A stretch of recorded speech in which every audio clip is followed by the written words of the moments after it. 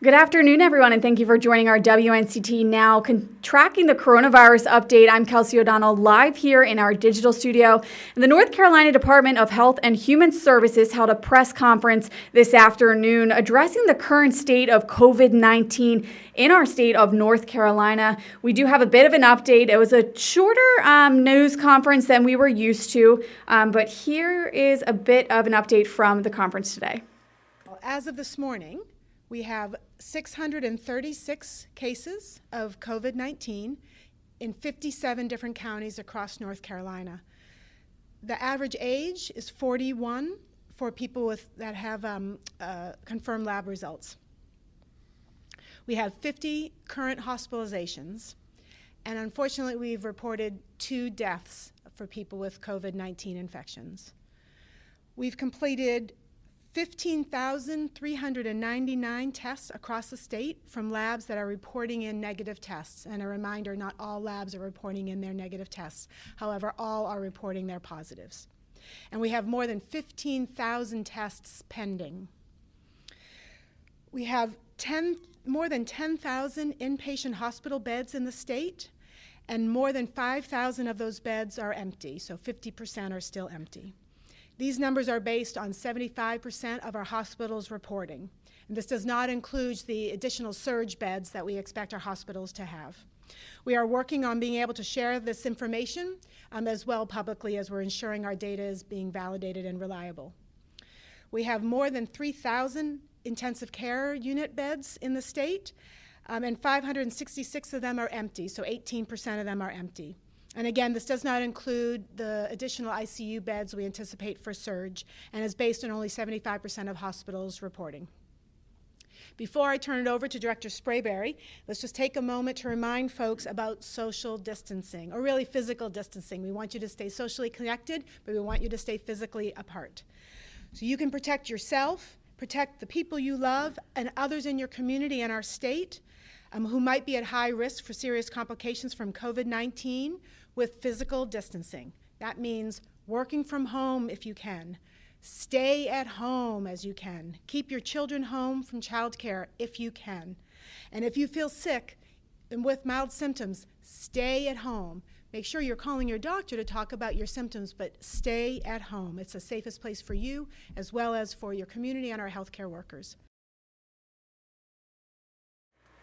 All right, now piggybacking off of that, we do have more details on the second North Carolina COVID-19 related death. While we do know, according to the North Carolina Department of Health and Human Services, that person was a Harnett County resident and was in their late 30s and had an underlying medical condition.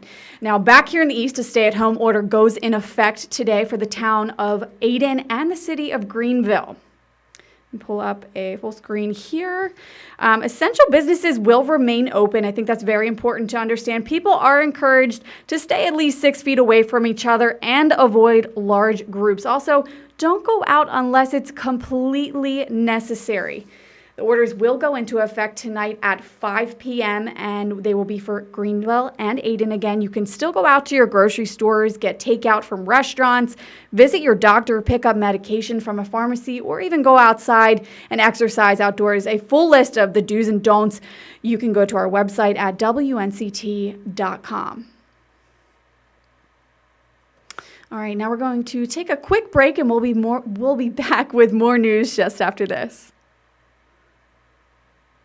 Nine on Your Side reporters are all across the East. In Craven County, in Beaufort County, in Carteret County, and in your neighborhood. in Tarboro, in Kinston, In Greenville. at Atlantic Beach. Covering local stories that impact you.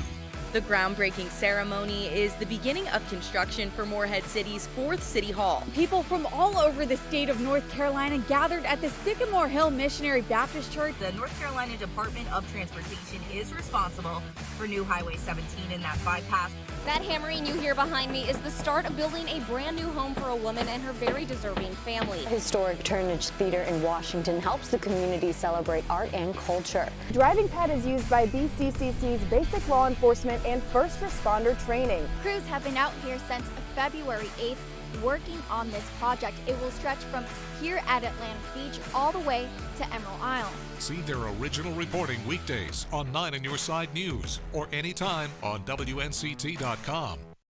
All right, and as always, you can find everything that I'm talking about today online at WNCT.com. If you're just joining us now, my name is Kelsey O'Donnell, live here in our digital studio as we update you as we continue to track the coronavirus here in the East. Now, this morning, Pitt County leaders held a conference about the new case totals in Pitt County. So let me pull this up. According to the Pitt County Director of Public Health, Dr. John Silvernail, 4 new cases have been reported. It's brought the total number of cases up by at least 10 in the county at this point. So far, the county is aware of 174 tests that have been completed. Of those tests, 10 have returned positive. Now, 68 are negative and 96 are still pending. Silvernail says these newest developments make it even more important for people to stay home. Dr. Silvernail says 2 of these cases are young people and they are currently doing well and isolated at home.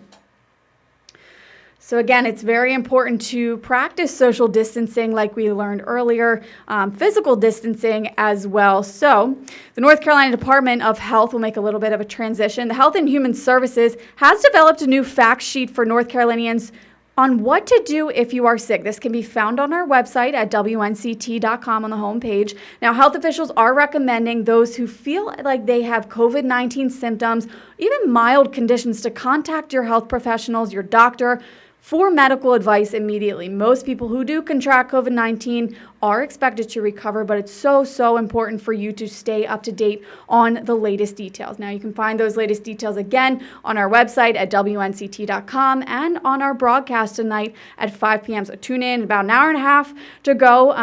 But thank you so much for tuning in. That will wrap up our Tracking the Coronavirus coverage. My name is Kelsey O'Donnell. I appreciate your time. Stay healthy.